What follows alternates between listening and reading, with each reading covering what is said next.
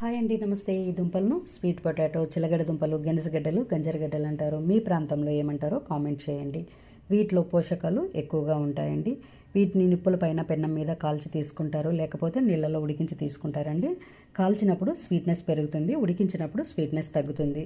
వీటిని నీళ్ళలో 5 నిమిషాలు నానబెట్టి మట్టి లేకుండా శుభ్రంగా కడిగేసుకొని మీడియం సైజు ముక్కలుగా కట్ చేసుకోవాలి. వీటిలో కార్బోహైడ్రేట్స్, పీచులు, క్యాలరీస్ ఎక్కువగా ఉంటాయి. లావుగా ఉన్న వాళ్ళైతే వారానికి లేక 10 రోజులకు ఒకసారి తీసుకోవాలి.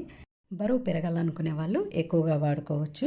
ఒక గిన్నెలో గ్లాస్ నీళ్ళు వేసి మరిగేటప్పుడు విస్తరాకు వేసి ముక్కలన్నీ దీంట్లో వేసి 5 నిమిషాలు ఉడికించి తీసి కొద్దిగా బెల్లం వేసుకోవాలి. షుగర్ పేషెంట్లు అయితే బెల్లం వేసుకోకుండా తీసుకోవాలండి. ఉడికిన తర్వాత వీటిని ఒక ప్లేట్లో తీసుకొని పైన ఉన్న తొక్కు తీసుకోవాలండి. ఇవి చాలా టేస్టీగా ఉంటాయి, కాల్చినవి కూడా చాలా రుచిగా ఉంటాయి. షుగర్ పేషెంట్లు బెల్లం లేకుండా వాడుకుంటే చాలా మంచిదండి. ఆరోగ్యానికి, అందానికి ఇవి చాలా మంచిది. వీటితో మనము స్వీట్స్, చిప్స్ కూడా తయారు చేసుకోవచ్చు.